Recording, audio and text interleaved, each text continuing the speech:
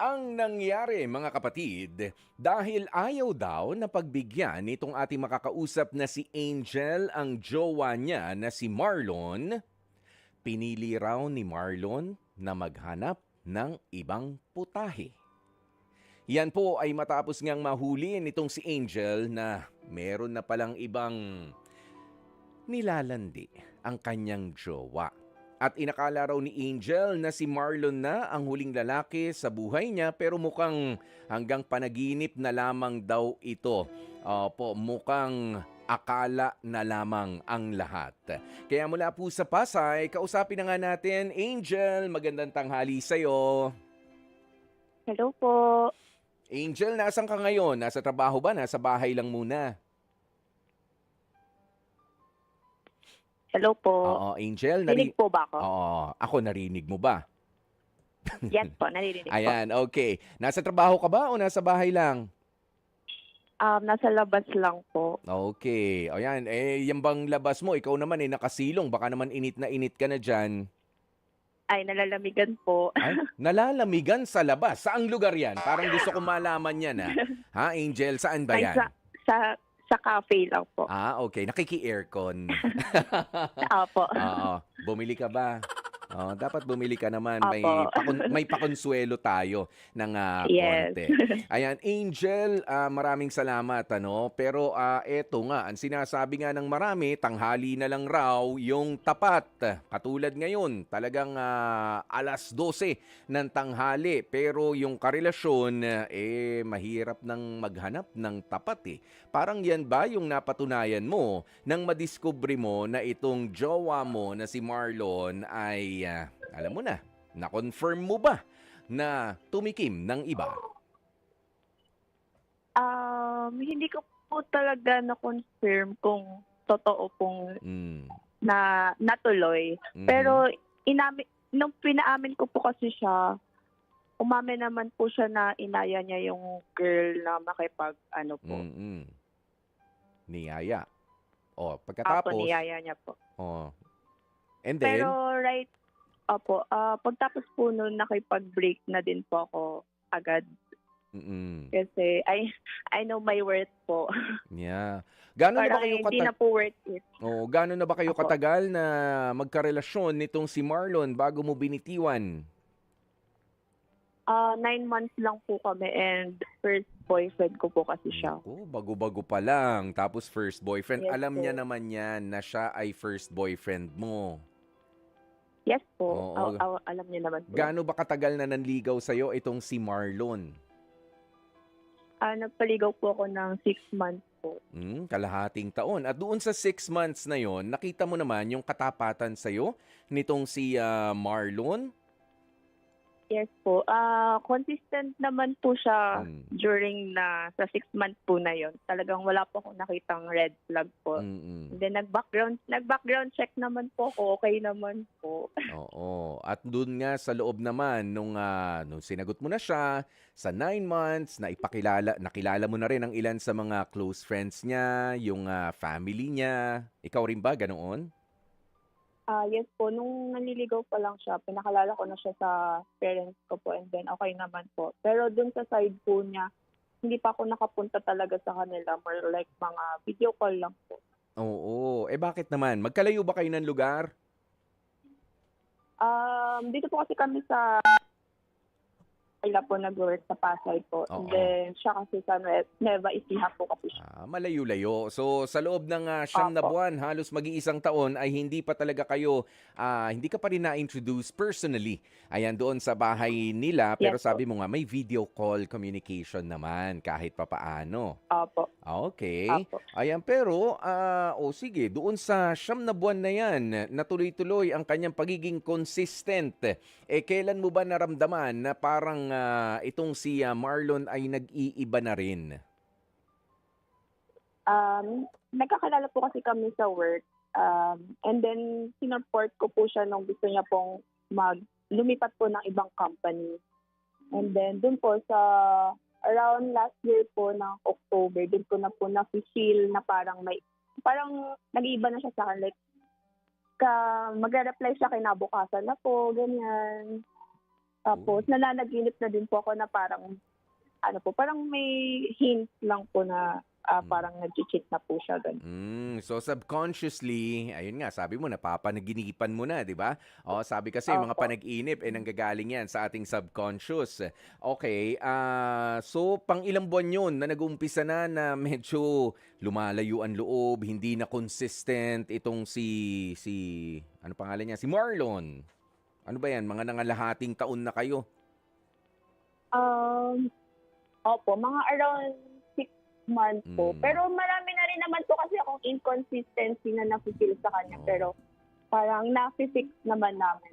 And 'yan. then babalik lang ulit sa dati, opo. Nafi-fix, magbabalik sa dati. So pag-usapan na natin ano ba yung mga issue ni Marlon. Kasi isa itong sabi mo nga baka doon sa mga pagkakataong yun na nagiging inconsistent na siya ay nag-expect siya, 'di ba? Na meron ng mangyayari. 'Di ba? Na Opo, para, opo. sa inyong dalawa lamang. O yan ba ang ikinukulit niya noon at nang lagi mong natatanggihan, ah, medyo bumibitaw-bitaw na, itong si Marlon at sinasabi mo nga yung message ngayon, ang message mo ngayon bukas na sasagutin? Opo. Pero, alam niya naman po yun kasi I was very vocal naman po since nung nanliligaw siya na, may mga boundaries po ako, ganyan. And then nung sinagot ko din po siya, naging honest po ako na parang after marriage, ganyan. Tapos nung nilipat na rin po siya ng company, sinabihan ko din po siya Hmm, na wag niyang susubukan na mag-cheat, ganyan. oo. So ayun po, parang feel ko din naman po ako nagkulang na i-communicate kung ano yung mga values ko as a person. Mm. Yan, pero Pero aside ayun po. aside from yung, hinihiling niya nga ano at ikinukulit sa'yo, oo, na sex, meron pa ba siyang ibang mga gustong mangyari man lang? As sa relationship, opo, Mm. meron po. Oo, na sa tingin mo, yun din yung mga bagay na kumbaga parang, it pushed him away, naitaboy siya. Oh, kayo ba ay nagho-holding hands ba dahil, first boyfriend mo, baka hindi mo pa alam yung mga bagay na ganito, I mean, 'di ba? Opo, nagho-holding hands naman po. Oh, may akbay. Oh, na nakaka-kiss Meron naman. naman po.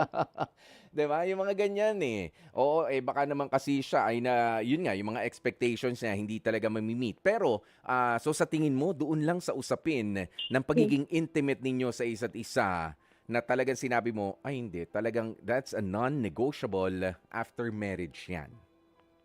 Yes po. It's may Mm, non-negotiable po. Yung part po na yun, opo. oo. At dun na siya medyo gumewang-gewang sa consistency niya. Opo. Oo. At papaano mo naman nahuli o na meron na ngang, katulad nga yung pinag-uusapan natin kanina, papaano mo nahuli na meron ng nilalandi na iba ito? At sino ba yun, kilala niyo ba? Um, Nung day po kasi na regular po siya do'n sa work niya, nag-date pa po kami no'n. And then sakto po na parang may nakita po akong kakaibang pangalan do'n sa mga IGDMs niya po. Mhm. And then kinabisado ko lang po talaga yung name. Tapos sinearch ko po siya pagkauwi ko. And then kinabukasan po no'n may date po kasi kami ulit. Oo. And then ayun na, parang hinuli ko lang po talaga siya na sino si ano, gano'n. Nakita ko po na nagulat yung face niya. Mm. So, tinuloy-tuloy ko na po siyang hulihin. Like, sabi ko ayusin niya yung sagot niya kasi alam niya 'pag nagtanong kami mga babae, Mm. merong something. And Oh. then ayun na po, nung una medyo nililito-lito niya pa po ako na kausap lang daw po yun, Mhm. ganyan-ganyan. Hindi ko naman po na-open yung account niya. Parang sinadya ko lang po talagang hulihin Hmm. siya na, sabi ko nabubuksan ko IG niya. Aba. So, para Magaling, kumbaga i-ano opo. And then ayun na po, parang nung time na yun, hindi pa din nga po siya ano, naging honest nga po. Oo. Tapos parang days after pa rin po na parang kumukuha po ako ng answer. Hmm. Ayun na po, nung last year, October po, dun na po talaga ako parang nagkaroon po kami ng closure. Tapos Mhm. sinabi ko sa kanya maging honest na po siya. And then Oo. yun na po, sinabi niya sa akin na inaya niya daw po, pero wala naman daw po natuloy. Di na po natuloy kasi malayo, malayo daw po yung girl, taga QC daw po. Ah, Tapos, tapos nasa Pasay ayun kayo. po. Opo. Pero Tapos, ibig sabihin ba nung kung malapit, natuloy. Ganun ba yon? 'Di ba? ayun nga, opo. Pero di po ako naniniwala kasi wala po. Parang para po sa akin, kasi sa Pasay din naman po kasi nag-work yung girl. Kaya, Mm. so sure, may paraan na. May paraan. And yung girl kasi halata po, parang go lang din po. Ano parang, game din. Yes, opo. Oh, buti hindi ka judgmental. Oh, doon sa parte ng girl. Oh, pero hindi ka ba katulad ng iba kasi alam mo yung iba kong mga nakakausap dito, nagme-message sila kahit papaano doon sa girl nga ano o doon sa nanggugulo sa kanilang relasyon. Inalam mo ba kung alam ba nung babaeng 'yun na in a relationship naman talaga itong jowa mo rin na si Marlon? Nag-aksaya ka pa ba ng oras na alamin yung ganung bagay? For sure po, alam niya po yung tungkol sa akin kasi may mga post naman po Mm. yung ex ko po sa IG. Mhm. And tinanong ko din po siya na alam ba niya na may jowa ka? And alam naman daw po. Oo. Pero hindi ko po siya tinry i-chat pa. Like, Mm. not worth my time Ayan. po. Oo, kasi nga 'di ba? Yun pa nga yung isa sa mga ipinagtataka ko eh. Para doon din sa iba na makikita naman diyan kapag ka ikaw ang hindi ko masasabi na legal na jowa kasi boyfriend at girlfriend pa lang naman ano. Ikaw ang ka-steady, 'di ba? Ikaw ang kaon. Nakikita naman 'yan nung iba eh. Tapos nilalandi-landi ka nung guy tapos papayag ka? Oo, alam mo na hindi ikaw yung, 'di ba, yan yung tanong doon. Kaya bakit nga naman na mag-aaksaya ka pa ng panahon? Katulad itong si Angel, 'di ba, na ay hindi na ako nag-aksaya ng panahon. Ano tatanungin ko? Alam mo ba na may jowa siya? Nandiyan naka-post yung mga pictures namin. Oo, nandiyan nakadeklara na mag-on kami. 'Di ba? May mga ganoon nga namang bagay. Pero papaano ang naging usapan ninyo ni Marlon? Mahaba ba ang inyo pang nagpaliwanag pa ba? Did he try to win you back? Ah, o ikaw na talaga yung nag-decide na hindi, tutuldukan ko na itong ganitong klase ng relationship? During that closure po, yung like yung usap po namin, Mm-mm. naging completely honest naman siya. Parang nilabas niya na po lahat yung mga, parang yung mga nangyari, ganito, ganyan. Tapos sinabi niya po sa akin na, ikaw naman yung mahal ko, ganyan, na pero kinailangan ko lang yun as lalaki, ganyan, yun yung kalaban natin, yung last, ganyan. Yun yung sabi niya po sa akin. Dinamay na naman kami mga lalaki. Okay, sige. Tuloy, ano pang Tapos, sinabi niya? ayun po, more on umikot po doon na pahingi pa daw ng isang chance. Pero for me po kasi, ano na po siya, parang against na po yun sa values ko, sa person. Mhm. Hindi na po nag-a-align yung values namin. So, sinabi ko na sa kanya na mas okay na tapusin na lang din namin.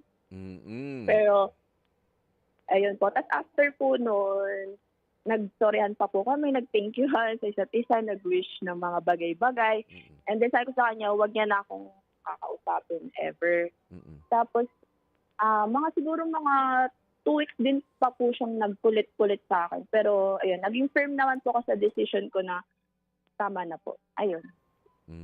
Pero ikaw, meron ka ba mga panghihinayang ngayon? Lalo na yan, ano? May panghihinayang ka pa ba sa nangyari sa inyo ni Marlon?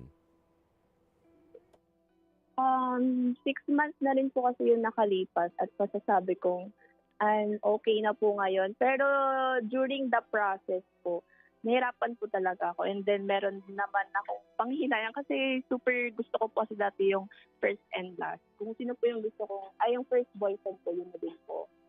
Masyado po akong masyadong gusto ko po yung first and last na po. Pero, ayun nga po, naisip ko na ngayon, hindi na yun mangyayari po. Ayun na nga po. Okay. At papaano naman yung pangyayaring yan nakaapekto doon sa pagtingin mo ngayon sa pag-ibig? Ikaw ba ay parang, ay teka, kung dati 6 months ng ligaw ito, baka kailangan mas matagal pa. Oh, at mas maaga ko pang sabihin sa kanya na no ano tayo ha? No intimate contact until we get married. 'Di ba? O kailangan mo nang sabihin 'yan sa mga manliligaw mo na maaga pa lang, 'di ba? Kung nag-e-expect ka kahit mag-on tayo, kilig na kilig ako sa iyo, tinanggap na kita sa buhay ko, pero teka lang, meron pa rin akong boundaries, meron pa ring limitasyon. Actually po, yun nga po. Isa rin po yung sa mga natutunan ko po. Kasi hindi naman po talaga na nangyari na 6 months, papaabot ko. Parang nangyari lang din nga po siya na umabot na po pala talaga ng ganun. Mhm. Pero sa ngayon po, sabi ko rin po sa friends ko, baka pag may makilala man po ako ulit, baka mga 2 months na lang po. Kasi, Oh. kasi for me, ganun din naman po eh. Kasi kumbaga,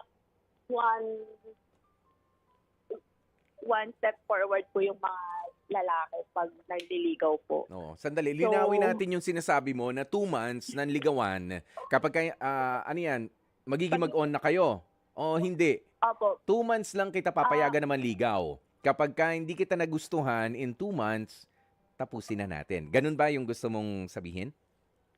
opo, yung mga ganun po, parang hindi ko na po siya papatagalin. Mm. Kung ma-feel ko na din po, sagutin ko na. Pero kung hindi naman po, and then, hindi na po, ganun. Oo, pero doon sa values mo, hindi ba yan kumbaga ay pag ano tawag mo rito? Well, nag-adjust ka. 'Di ba? Necessarily nag-adjust ka sa yung values ng konti pero kailangan pabor sa Tingin mo ba papabor sa iyo na paikliin ko na nga lang yung ligawan na yan kapag ka nagustuhan ko? Sige, mag-on kami. Kapag ka hindi, ay nako, tama na yan. Uwi ka na sa inyo. Yung sa ligaw lang po, yun nga po yung 2 months po. Oo. Pero yung sa values ko po, yun pa rin naman po yun. Hindi ko pa rin naman po siya babaliin just to Yeah. please that person po. At syempre hindi pa rin naman ano 'no, hindi naman pupuwedeng, mabura na lang o mawalan ka na lang din ng, ng gana dahil yung nauna ay hindi pala siya yung huli, 'di ba? Yung, idea mo dati na ganoon, hindi na matutuloy. After all, oo, ipinakilala lang sa'yo na puwede pala mangyari yung ganito mga bagay ano, doon sa inaakala mo na totoo na relationship. Kanina may binanggit ka ano, doon kay Marlon, nag-tell all siya. Ikaw ba ay naniwala na hanggang yayaan lang 'yon at hindi naman na talaga sila nagkita nung girl? Kasi kung yung iba, kumbaga almost pa lang, sige patatawarin kita. Pero kung totoo man 'yon ha, bakit hindi mo pinatawad? Hindi mo binigyan ng isa pang pagkakataon itong si Marlon? Kasi po, dati po may mga ginawa naman na po kasi siya na parang related din po doon na parang this time hindi ko na po ito kayang i-tolerate. Sige nga, So, sabihin mo ano yung mga related na 'yan. Hindi ba 'yan yung first time? nakakaya po eh. Pero yung first time po is na huli ko po siyang parang nag-i-inquire po sa Facebook ng mga na may extra service, mga ganyan po. Ayun lang. Okay. Mhm. Okay, And so medyo then, red flag na 'yon. Nakita mo na 'yan. opo. Pero nung time po na yon, sabi lang niya, na curious lang daw po siya, di rin daw po yun natuloy. Tapos, nung pangalawang beses naman po, Mm. sa Telegram naman po yung nahuli ko po na nag-a-avail siya ng VCS. Tapos, I had to search po kung ano po meaning ng VCS in Oh. Telegram. Aha. So, ayun po, Ano doon ko po nalaman. ano ba meaning nun? Sabi po ni Google, it's Mga video ano, chat mga text po. okay. Oo, mga private contents. Mga gano'n. Opo, opo. Bihira. Oh, ayan, i-inquire na naman dun. And then, ayun po, parang yung first ko po na yun, siguro masabi kong kinaya ko pa. Kasi parang, kumbaga inisip ko po, online lang naman yun, baka wala pa namang physical contact. Mm. So, tsaka yun nga po, since nga po hindi ko po parang napo-provide yung that aspect po. Parang isip ko, baka kailangan niya yun. So, ayun po. Mm. And then, yung pangatlo na po, ito na po yung sabi ko, ay, totoong tao na to. Yeah. Hindi, kumbaga, Mm. hindi na talaga to. Ayoko na. Parang ganun po. So, Mm. kahit nasabihin niyang di natuloy, ganyan. Pero kasi yung thought po na what if sa susunod, patawarin ko siya. Tapos maisipan na naman po niya yun. Mm. Kumbaga, hindi na po talaga align yung vibes So, na. naging malinaw sa'yo na meron talagang intensyon. 'Di ba? Na kunin sa Opo, iba opo. yung sexual pleasure, kung anumang degree of sexual pleasure yung ano niyan, ano, yung hinahanap nitong si Marlon na hindi mo nga naipo-provide. Pero sa likod Opo. ng mga ito, 'di ba? Alam mo na talagang medyo meron siyang physical, sexual needs na kailangan na anong tawag mo rito? Kailangan mapatahimik, 'di ba?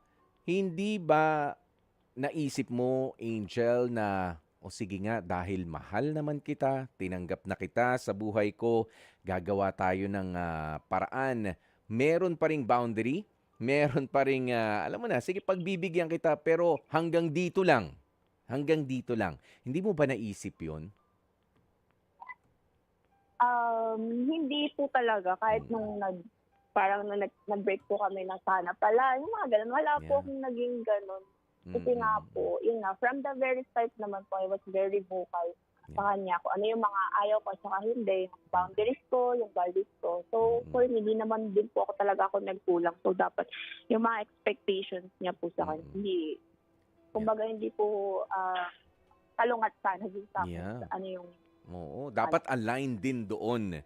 Oo, 'di ba? Hindi naman sa sinasabi natin, alam mo, nagigets ko itong si Angel kahit na medyo para nakaka-offend ano yung huli kong tanong sa kasi alam mo, yung iba diyan nagkakamali eh.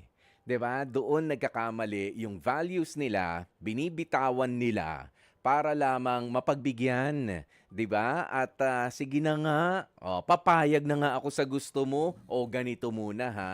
Pero kapag ka naumpisahan na, ayan na, sunod-sunod na rin yung request niyan. 'Di ba?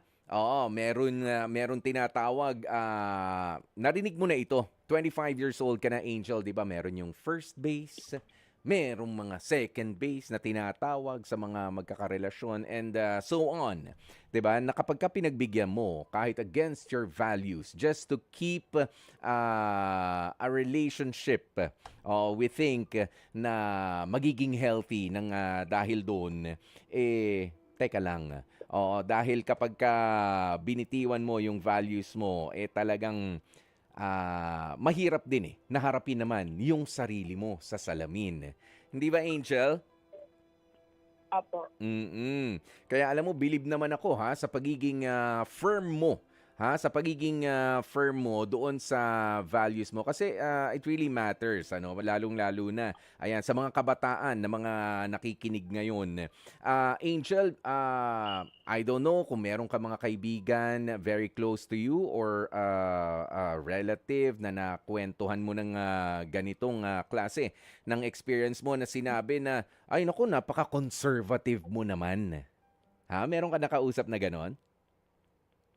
Opo, marami po, Yeah. super. Oo, 'yan ang magiging initial reaction nila, 'di ba? Napaka-conservative mo naman. Opo. Ayan, pero nagigets din natin yung punto nga nitong si Angel na di bali na ile-let go ko na lang yung idea ko na kung sino sana yung first, siya na rin yung last, kesa naman meron akong maibigay na isang beses. Isang espesyal na tao lang ang dapat kong pagbigyan, pero iniwan naman ako. 'Di ba? Nang ganun-ganun na lamang.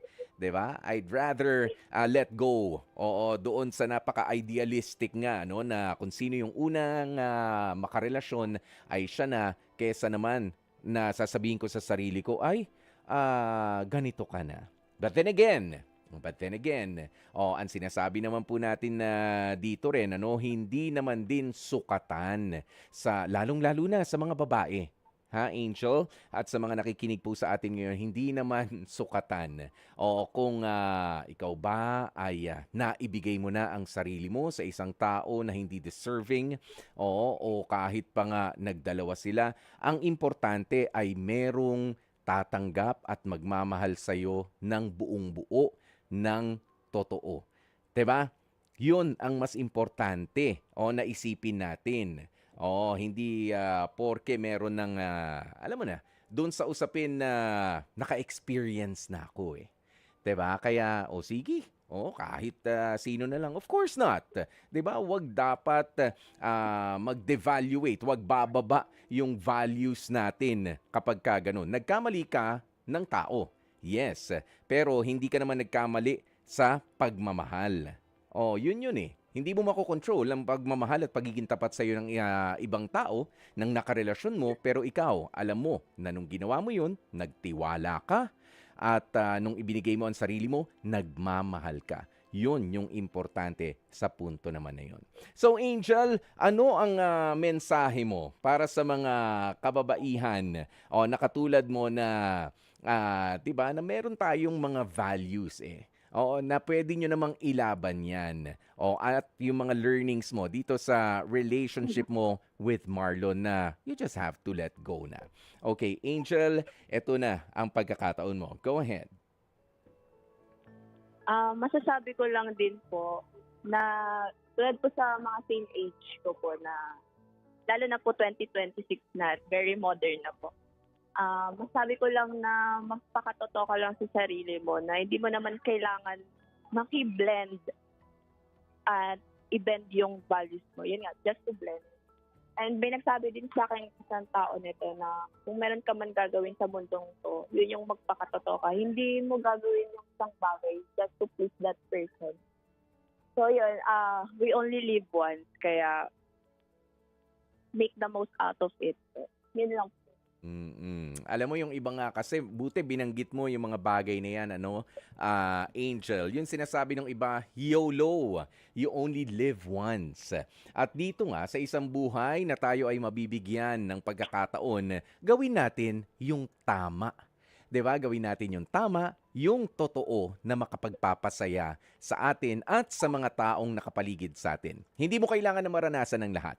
'Di ba? Na pagsisisihan mo naman sa bandang huli, 'di ba? At magiging miserable naman yung nag-iisang buhay na itatakbo mo, 'di ba? Ihihinga mo dito sa mundong ito. Mali kasi yung definisyon ng iba, 'di ba? YOLO, you only live once, kaya gawin mo na lahat ng bagay na tama at totoong makakapagpasaya sa'yo. Hindi yung makakapagpasaya sa'yo, pero pwedeng maging source ng pagsisisi mo. Tama ba yon, Angel? Yes po. Oo. Tsaka yung sinasabi, mabuting tao yung nagsabi sa'yo na magpakatotoo ka.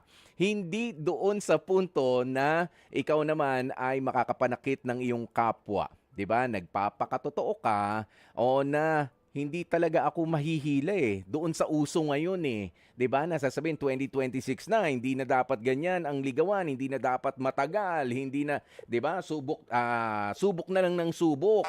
Oo, at saka i-break mo na lang pag di mo nagustuhan. Hindi nga eh. Gusto nga makahanap talaga ni Angel nung dekalidad na and yung pangmatagalan na.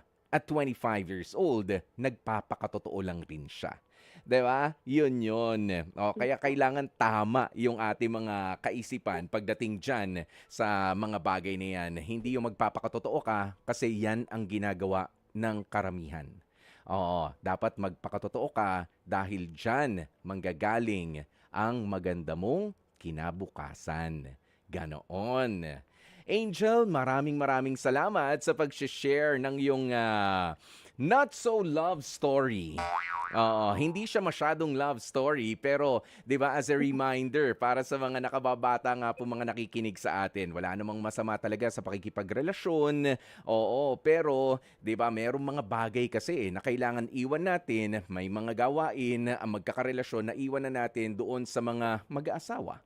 'Di ba? Iwan na natin yung ibang mga usapin doon naman sa mga mas nakababata sa atin. Huwag din naman tayo maging masyadong immature, 'di ba? But then again, pagpapasok ka sa isang relationship, Kailangan ikaw ay well-equipped ng wisdom na mauunawaan mo rin at ng readiness na tanggapin kung sino yung pinili mo na makapareha.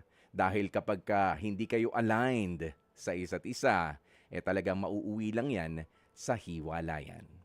Mga kapatid, dito tayo sa totoo. Dito na tayo sa True FM. Mag-subscribe at mag-follow na sa social media accounts at True Network PH sa FB, Instagram, X na dating Twitter, YouTube, TikTok, and podcasts.